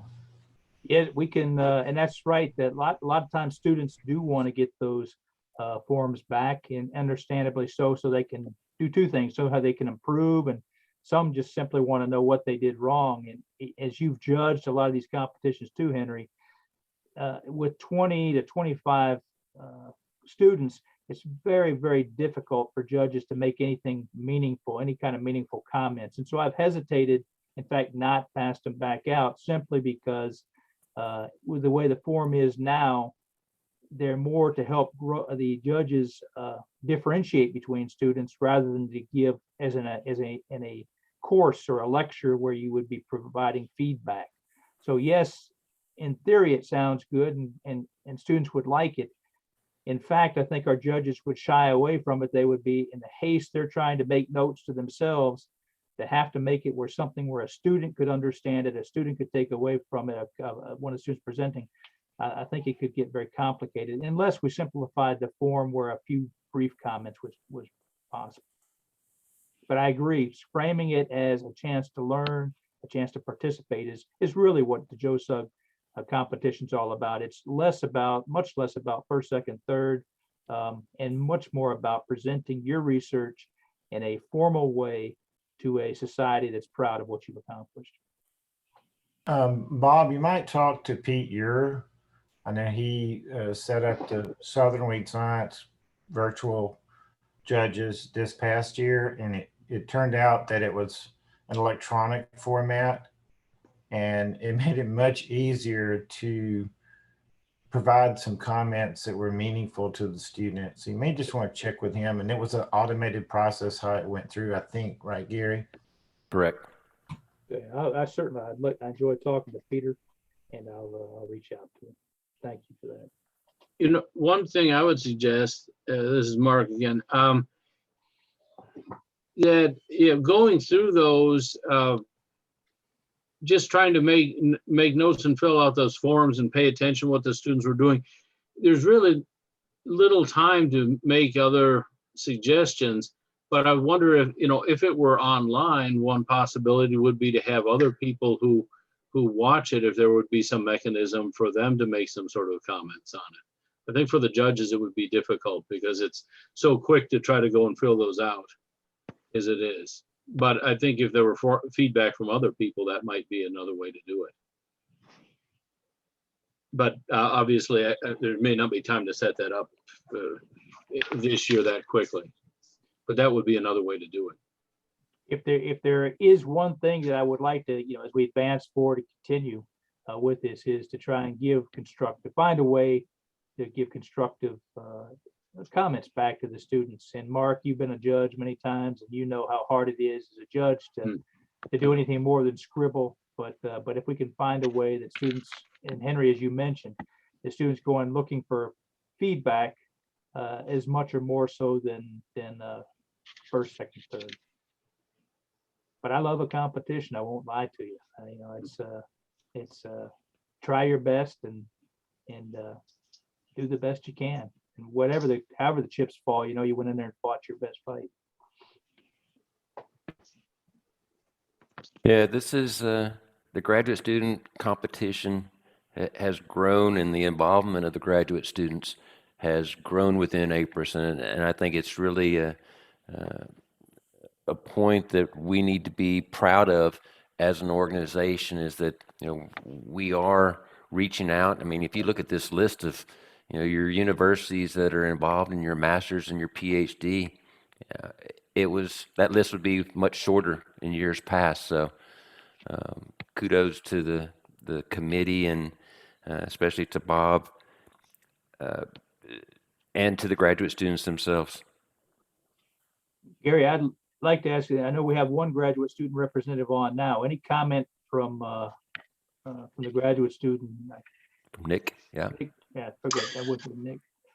So I did express to the graduate student body about the new format a few weeks back, or a month or so, and it was very well received. That was split between the PhDs as well as masters. And within that same email, I did express kind of what you're talking about, Dr. Kimmerite, about how it's more, and the value of this contest goes well beyond the prize money the top 3 placements will receive. It's more about taking that criticism and comments from those sheets and from the people just watching that may not necessarily have been a judge, but taking those comments and criticisms and applying them to ourselves as researchers and as students, and be able to apply them to next year's contest and different society meetings that we're a part of. And potentially those criticisms will be more in the long-term run, may potentially help us secure a job in the future, more than just say this prize money right away. So I have expressed that to them, and that was also well received. Thank you for doing that. Yes, sir. So Bob, I had one question. The scoring rubric, or the score sheet, is that available to the graduate students so that they actually know what's going on? Sure, I email that out. In fact, I'll email it to every year about 2 weeks prior to the meeting. I email it to each one of them. I send an email out to them. I explain the process, and I include in that a copy of the sheet itself. Perfect. And so they are aware of it as they're preparing. And I think that's where some of it comes is just natural competitors. A lot of us are competitors. And the second thing, which is very well recognized, is that while I speak fairly good Southern English with some grammatical problems sometimes, some of our students who come from other places, you know, it can be, I understand, if I was in China trying to present, it's frustrating to know that my Chinese would not be what a native speaker would be. So it's frustrating, but I try to get across to them that the main focus, if you look at the scoring sheet, the main focus, we try our best as judges to focus on their presentation, the preparation of their presentation, their research itself. And there's no perfect system, but we do the very best we can. Yep, I definitely agree. I'd like to add that Corinne Kimmerite has done a wonderful video giving tips on how to put together your presentations as well. So that assists the graduate students, as well as the poster competitors. So thanks, Corinne. Any other questions or comments for Bob and the graduate student competition? Okay, we'll move on. Thank you, Bob. The next one I have on the list is actually the Cortiva Agroscience Awards Committee. Nick? I don't know if Nick's on there or not. Nick is not here today. He has a child that is ill, and he had to take to the doctor. The report for Cortiva is, he asked me to get for him. The committee has met. This year, there were no nominations for the research award. There were nominations for the education award, and the committee voted and have reached an agreement. and the announcement will be made at the annual meeting. The Cortiva award is not voted on by the board. This is decided by the committee. So you'll find out on Friday, July 16th, who the winner of the Cortiva Award for Excellence in Education on Friday, July 16th. Thanks. Very good. Thank you, Kim. I would like to encourage you. The pandemic year was just one of those years, but this are both awesome awards to be nominated for, and people out there who deserve recognition. And I encourage you to please think of submitting a nomination next year. Excellent point. And I think something that we'll make sure and reiterate at the business meeting as well. All right. David, program committee report. Okay, so the program is moving forward. I think Jeff's going to give an update on some of the sections and so forth, and how we decided to do that. We just really briefly, it's a record number of posters and presentations, and as we just decided to keep it as a continuous stream and not have breakout sessions. So that's why we've got a really long week that starts on Monday and goes all the way to Friday. But we know with the virtual format, folks can break out if they want to and join us again at another time, rather than doing a formal breakout to different sections. So it's a continuous presentation in the sense that we're not having concurrent sessions.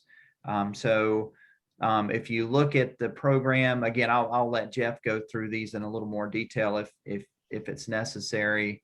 The one thing that we haven't firmed up yet would be the fun run, and also anything to do with the what used to be the spouses program. So we hope to have those events, but we've got to turn that up a little bit between now and the meeting. Are there any questions, or we can handle those questions after Jeff talks a little bit about the breakout of the program? Yeah, so with that volume of abstracts, and then given the number of sessions that it just so happened that this is the way that things were coordinated. A lot of the individual breakout sessions with if with planning for potentially live presentations, especially for those folks overseas, it was a little challenging to try and coordinate those.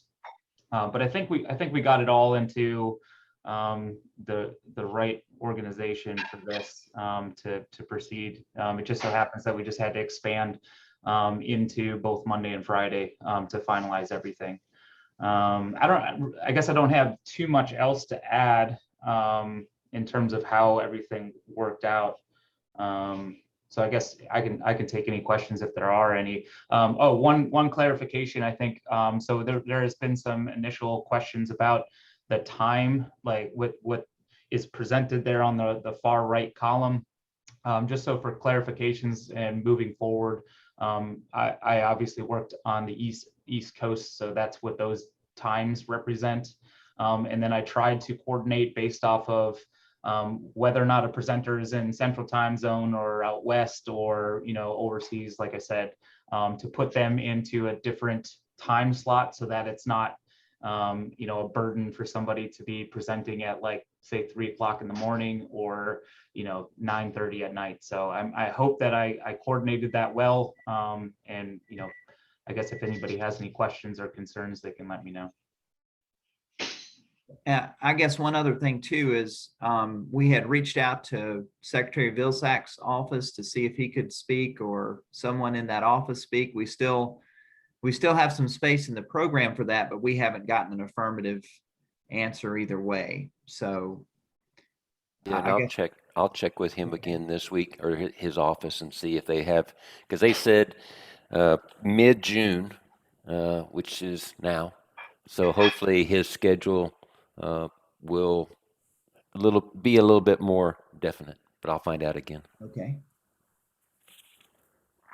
Have some backup speakers waiting in the wings.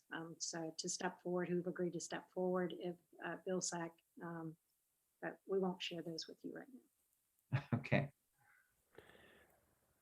I had a question. I know that Bob and Kim were setting up practice sessions for the graduate students.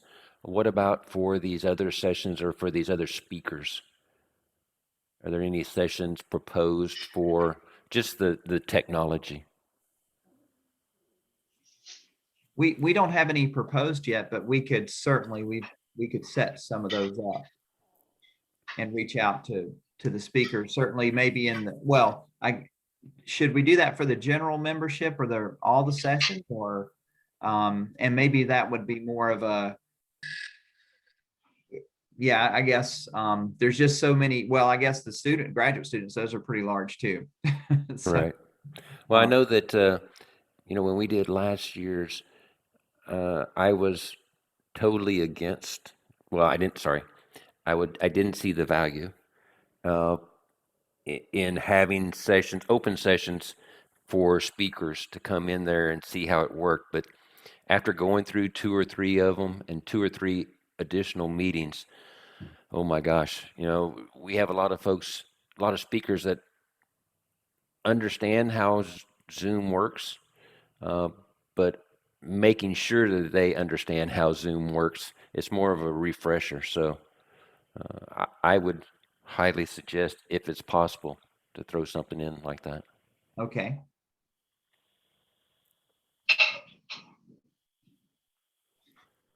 We'll plan to do that. And so Bob's taking care of all the so that part of it, and we'll do something for the other presentation. Yep. The other part that I was going to talk or just mention, and Kim sent this to you, David, and myself, was the video that Pareem put together for the whole, how do you get to our session? I think that she did an outstanding job with that. Take a look at it and see. I really think that this could be of great value to any of the people that are going to be attending our session. So great job, Pareem.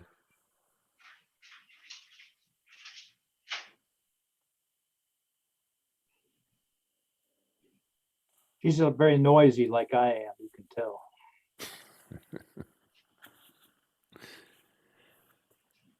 Questions or comments?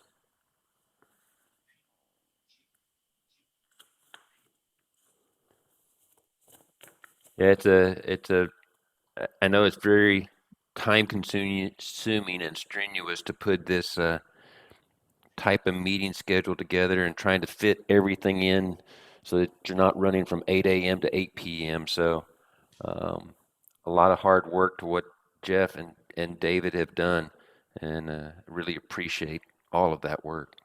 Yeah, and Jeff was the one that was really organized and was able to make the flow really well. I'm still a paper guy. This many could get really ugly fast, and it did until Jeff took over and with a spreadsheet and got it all in great shape.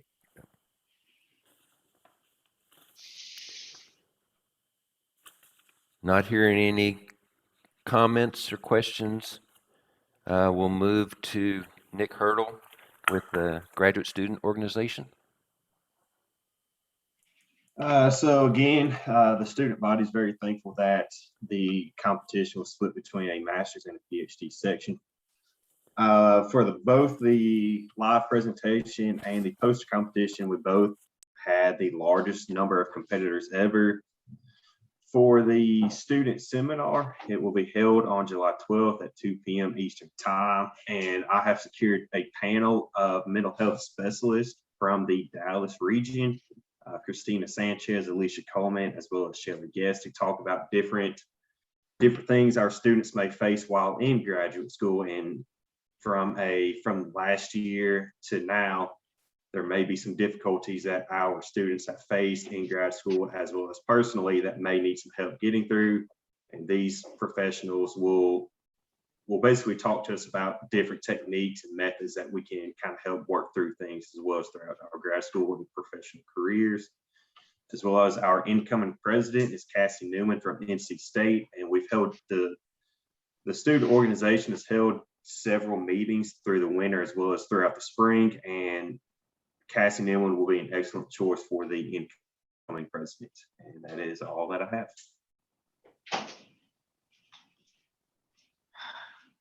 Thank you, Nick. Questions or comments for Nick and the Graduate Student Organization?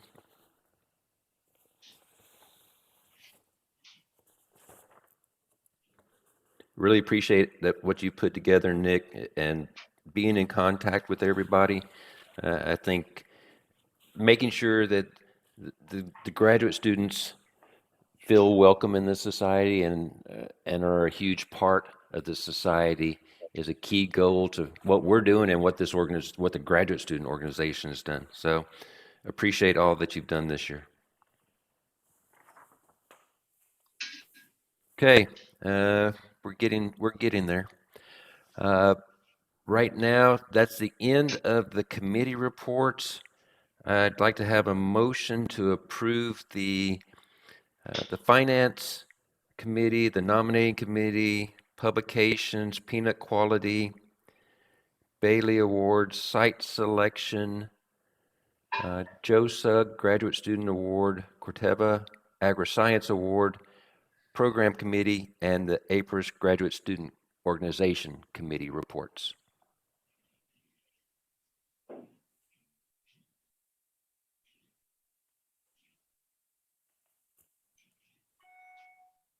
We need a motion from somebody. I moved. A second. Second. Second. Second was by Henry. Got it. All right. All in favor of approving these reports? Aye. Aye. Aye. Opposed? Motion passes. Thank you all very much. The next item on the agenda is our the recognition of the retiring members of the Board of Directors meetings, Board of Directors. Barry will be, Barry will be ending his term, his 3 years of service at the end of the annual meeting, as will Bob with 2 years filling an unfilled representative. So 2 years there. Henry's doing the same thing, 2 years. And then Bob Sutter, his recent board is 2 years, and then his previous board activity was 3 years in 2009 through 2012. And then Nick will be leaving the board of directors and will be replaced with Cassie as we move into the next season. I'd like to thank these board members and all the work that they do. It is sometimes can be a challenging task, and I know it takes time, and I appreciate your service to the board. Thank you very much.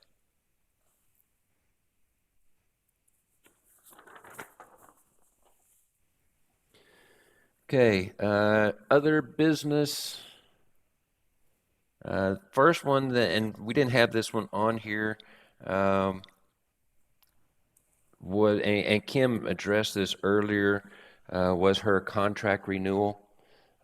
This is done on a yearly basis, and Kim, correct me if I'm wrong, needs board approval to renew for another full season, another full year. So I will go away if you like. Oh, I can't. If I do. Don't go away because we know what happens. So Any discussion before we, on this topic? Kim, I did have one. Is your contract based on the APRES, like business or annual meeting timeframe? Yes, from the end of one annual meeting. To the beginning of the next? Okay. Any questions, any discussion?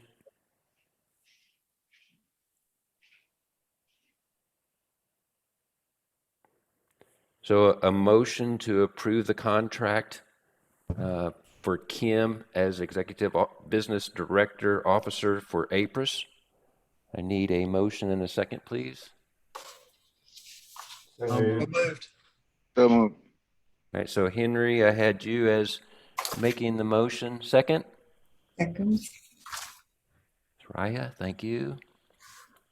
So we have a motion and a second to approve Kim's contract, which would start again at the end of the business meeting 2021 and go to the beginning of business meeting 2022. Board of Directors, all in favor? Aye. Aye. All opposed? Motion passes. Thank you. Kim, you can, Thank you all. thank you, Kim. Oh, thank you. Thank you, Kim. You deserve it. Okay, other business is a presentation by Richard Owen. Richard, I see you were on. Yep. President and CEO of American Peanut Council. So I'm going to turn this over to you. Great, thank you very much, Gary. I know we're running right against time, but do I have just a few minutes to run through the presentation? Yes, please. Okay, if you wouldn't mind, I want to just pull up slides just to guide the conversation. And hopefully, can everyone see? It's coming up. Yes. Okay, great. Thanks very much, Gary. And there was a couple of pages at the end of your board packet that outlined in a little bit more detail what I'm just going to go through quickly today. I'm president and CEO of the American Peanut Council, and this conversation about trying to work together more closely with APRES started a few months ago with a meeting that I had during a trip through Georgia that I had with Kim Cutchins and with Steve Brown. I'll explain our relationship with Steve again in a few minutes. For those of you who may not know, the American Peanut Council is really the umbrella organization for the US peanut industry. We have over 200 members in 18 countries, and we represent really the whole supply chain from growers, shellers, manufacturers, allied industry, and certainly the research community as well in each of those sectors. So really kind of the entire industry, if you will, that has an impact on what happens within peanuts.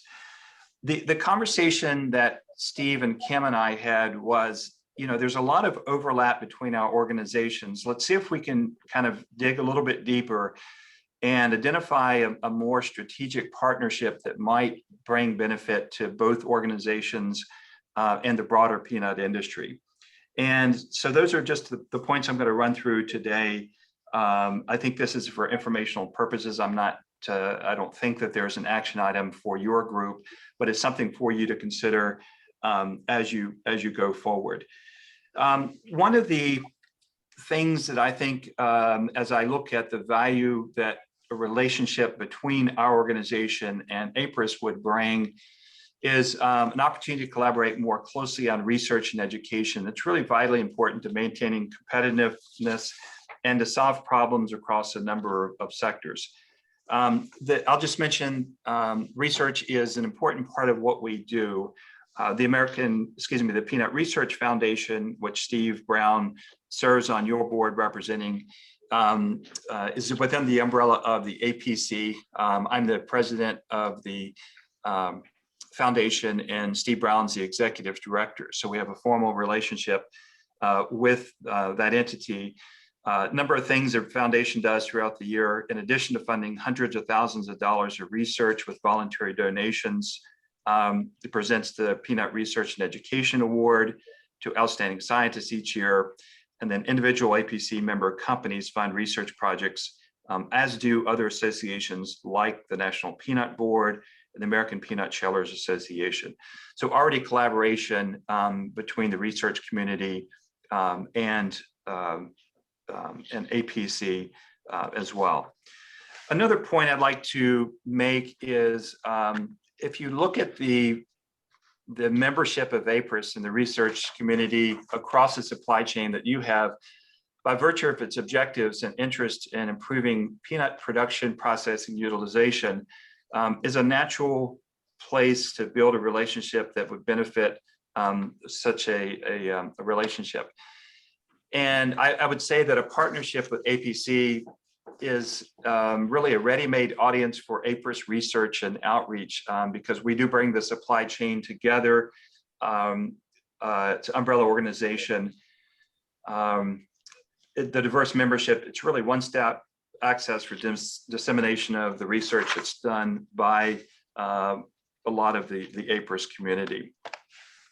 Let me drill a little bit deeper in giving you some tangible options or opportunities, if you will, about what we think, and this is a conversation that Steve and Kim and Gary and I had, some things we think could bring value to, again, the relevant stakeholders in both organizations.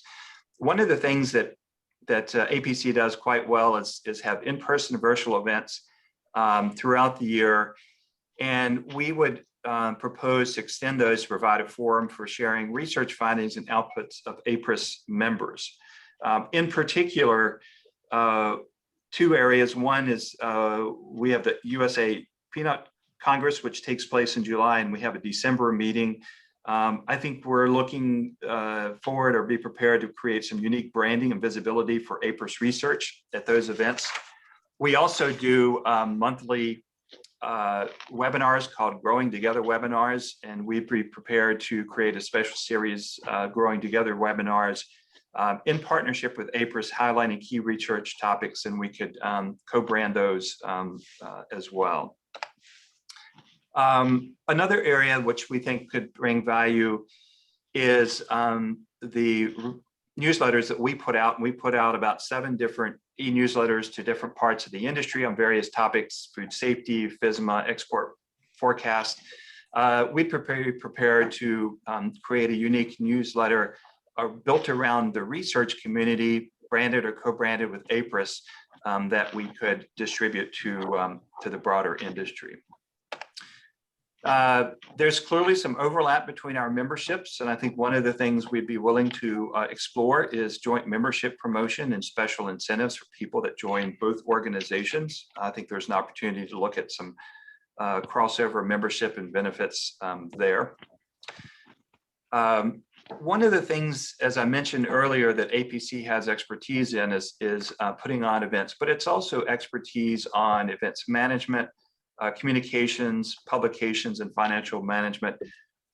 We would look for opportunities to explore providing some of our administrative expertise with APRES where it makes sense.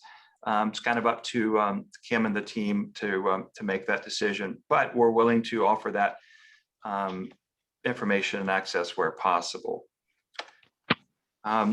The relationship, as I mentioned earlier, is a strong relationship between the Peanut Research Foundation and APC.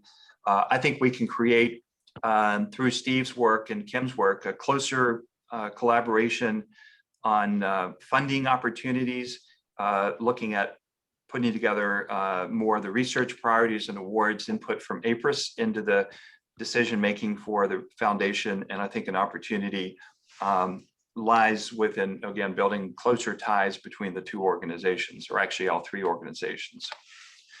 I think we would be also willing to explore some shared governance between APC, the Peanut Research Foundation and APRES. Steve already serves on the APRES board representing the organization. I think we can look at cross-functional seating of APRES members on more of our committees, perhaps on the APC board as well. And I'll just note that just looking at the people on this call, people like Greg and others already serve on the APC board. So I think it creates an opportunity by strengthening those relationships and more collaboration between APRES and our organization. And the last point is, I think it's an opportunity for the Peanut Research Foundation, by extension APC, to really become even a stronger advocate for peanut research, leveraging the private money that's raised by the foundation with increased public funding and some of the connections that we have to encourage the government in some cases to increase funding, and for APC to help be a voice to carry those funding requests that would support some of the key industries and initiatives that are out there. So those are some things to consider. Kind of final point I would make is, I think depending on what you want to do, we could move forward with some type of formal memorandum of understanding that defines the details. We would clearly keep your own set of directors, own management, but with increased input between the organizations, and again, towards the objective of building value for the greater peanut industry, and in turn, APC, the Peanut Research Foundation, and APRES. So with that, I'm going to stop sharing the screen. I'd be happy to answer any questions, or Gary or Kim, discuss whatever you want to do in terms of a path forward. Thank you, Richard. Great presentation. I think that I'd like to hear if anybody has any thoughts, any comments about Richard's presentation and the type of the information that was included in the packet as working towards that stronger partnership of APC, APRES, and really focusing in on how the research and the information that we have within APRES would benefit APC, as well as the benefits of what APC would bring to APRES. Gary, I got just a couple comments on this, and I'm glad to hear, Richard, thanks for presenting that. The first thing is that I'm always afraid that this is going to be the meeting where Kim makes a big announcement. I wait for this. Really, the biggest thing for this meeting is, will she or won't she run in 2021, 2022, right? So one day she's not going to run again. And I think that this is a good way to start thinking about what that might mean, because I don't know that we could find another person to do what she's done with the amount of time she's spent in it. So this is a way to look forward. The second thing is, whatever we do as APRES, whether it's with APC or whoever, I really want to continue to make sure that the organizations we coordinate with, that we partner with, are completely devoted to the American peanut industry.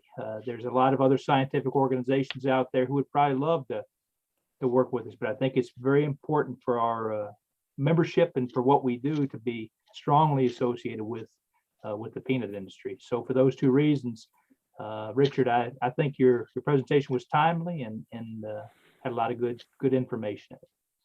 Thank you.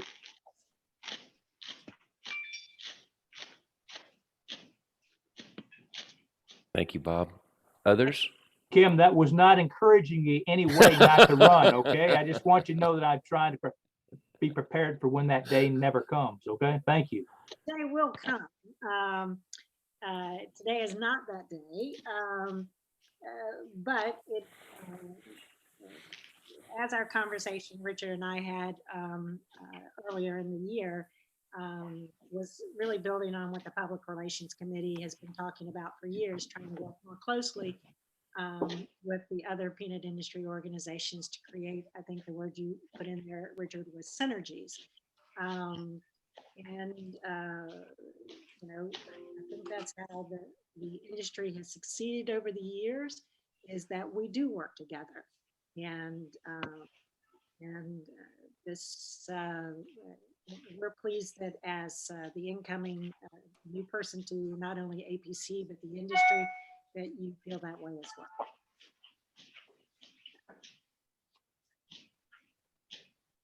Kim, if I'm not mistaken, and you know better than I, but APRES was originally created under the umbrella of the National Peanut Council, which became the American Peanut Council. Is that correct? Yes, it was actually a formation between National Peanut Council, USDA, and others in the industry in the form of what was called the Peanut Improvement Working Group. And this group met every other year for almost 10 years before it was decided that APRES would create its own organization and fund itself and be independent. So yes, we have a long history with working with formerly National Peanut Council, now American Peanut Council, and I was part of that organization previous lifetime. Yes.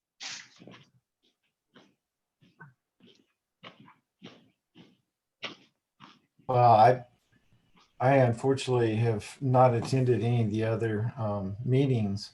It's always because of the time of year, but there certainly should be opportunities for some collaboration at very least, is in my mind.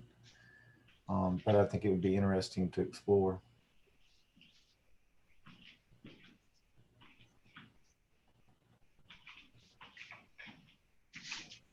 Others?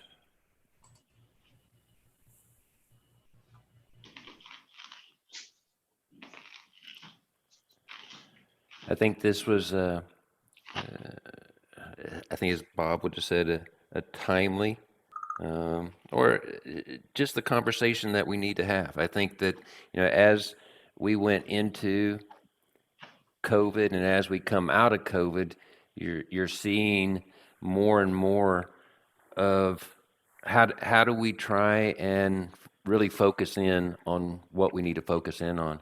And as Kim said, we need to synergize how we do this. We have to focus on how we do business better and how we can do it more effectively. And I think that from the information that Richard presented, it's certainly a possible avenue for us. So I appreciate the presentation. I appreciate the information that was sent out. And I really think that at some point we need to look at, is this a viable option? Is this something that we need to think of as an organization? I suggest we put together a group, maybe led by the next president, to look at this.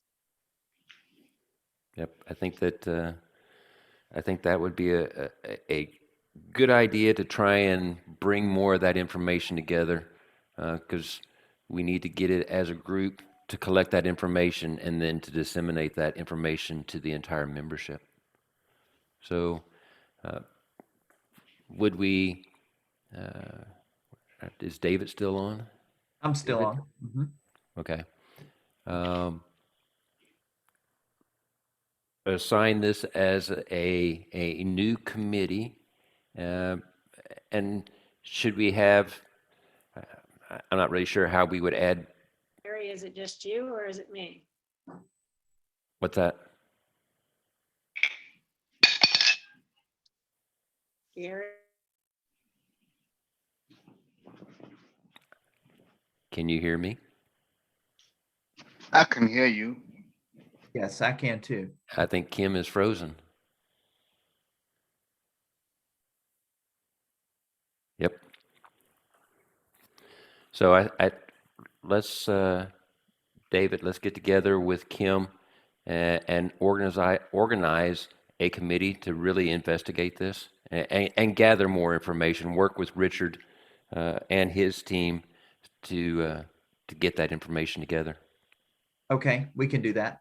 Very good. Thank you. Richard, can you share that presentation with David? The one I just gave? Yeah. Yeah, absolutely. It's drawing directly from that 2-page document, but I'm happy to share that with David and look forward to working with you and Kim as we move forward. Okay, sounds good. Thank you very much, Richard. We appreciate your time, appreciate the information, and we'll see how this future moves forward. Great. Yeah, look forward to it. Well, it looks like we lost Kim. I had one final point on here, and it's just more of a reminder.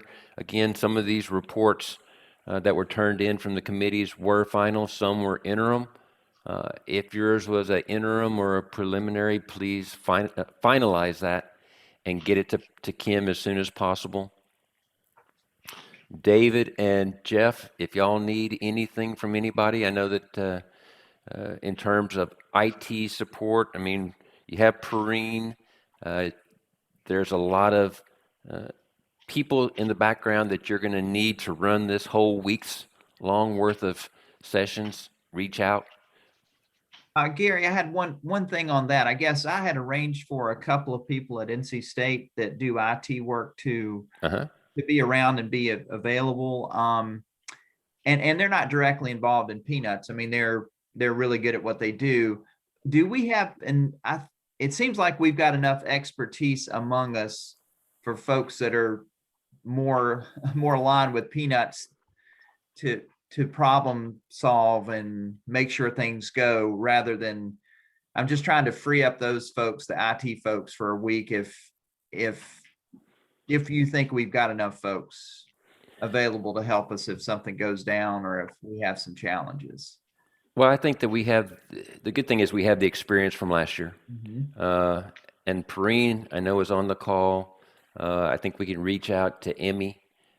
We do have, and Kim's done a huge amount of background information on how we can make this run smoothly. I think we have the people. I think we just reach out and ask. Okay. Well, I'll talk to Kim and we'll work in that direction. And it sounds like I can probably free up the IT folks I've got lined up here.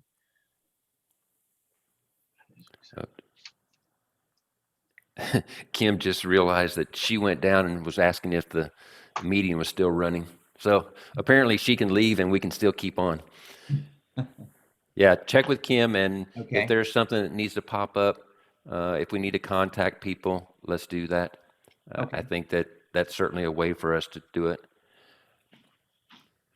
Any other questions or comments?